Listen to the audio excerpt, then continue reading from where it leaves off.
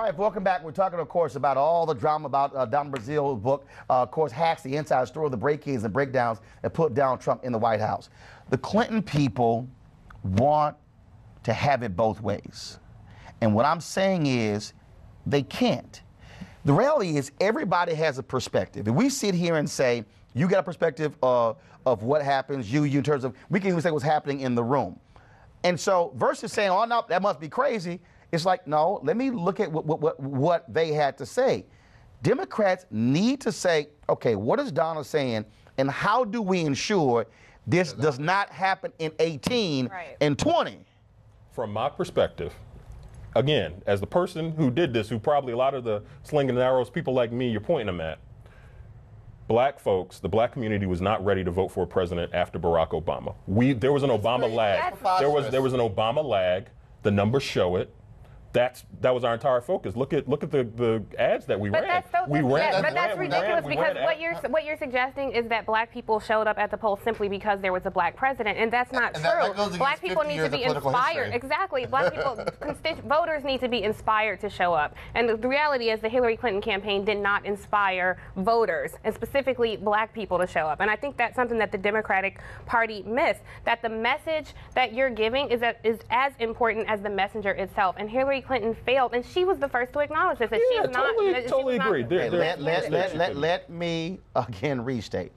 94% of black women voted for Hillary Clinton. Yes. That was a 9-point. Now, 1 second. There was a 9-point gap between black men and black women, which was the exact same 9-point gap in 2012. Raw numbers. No.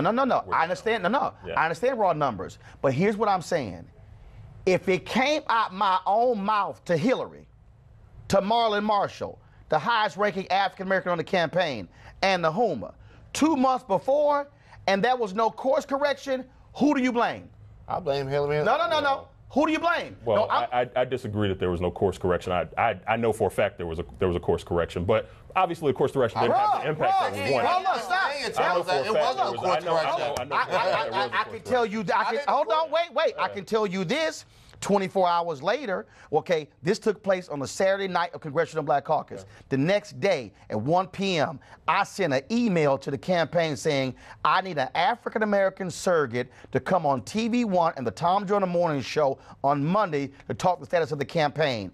10 hours went by, and they never got me anybody. I said, well, give me Alvin Brown. Well, he can't do it.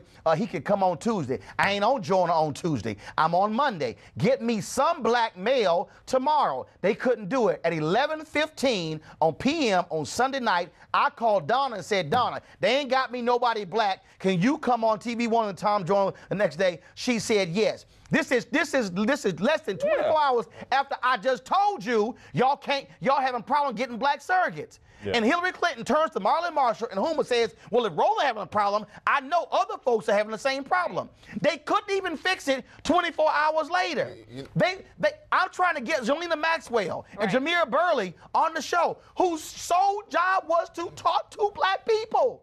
And the white staffers were like, no, we're not going to put them out there. And I'm like, y'all ain't trying to win. They didn't consider it a priority. It's fake news, man. Right. I do think that they didn't consider it a priority. That's the way that it came off. I know it was a priority. I can't beg for black people more. One of the edicts for the campaign was to engage and turn out African American voters. Now, was it done?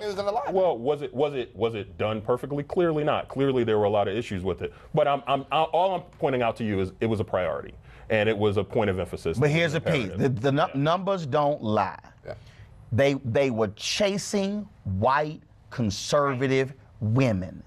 They were chasing them. You're chasing a lot of different groups trying to win an election. No. This is what Cornell Belcher said. Yeah. Stop chasing folk who are not going to vote for you. Right. Redouble your efforts on those who will. And that was back in March of 2016. And he came back again and said it months later. And they kept chasing him. And guess what happened? 53% of white women voted for Donald Trump. It was wasted money. Post-Obama lag effect. I think we're really. Hold on. But we were all projecting there was going to be a post-Obama lag, which we were saying don't wait till the last minute. Right. And they did. No. But listen, I think look at Hillary in South Carolina in the primary. That's all I'm going to say. Let's talk about South Carolina primary. If we're going to be honest about this, black women have been historically loyal to the Democrat Party and to the Clintons. She doesn't win South Carolina without black women and to the black community. And so I actually think, as a Republican, it's an absolute disgrace that the Clinton campaign, ignored and abused black voters. First of all, stop. The Clinton campaign did not ignore black voters. It did. Your party ignored black voters. Wait, time out. Hold on. Your party. But no. Let me be clear. The Clinton party did not ignore black voters.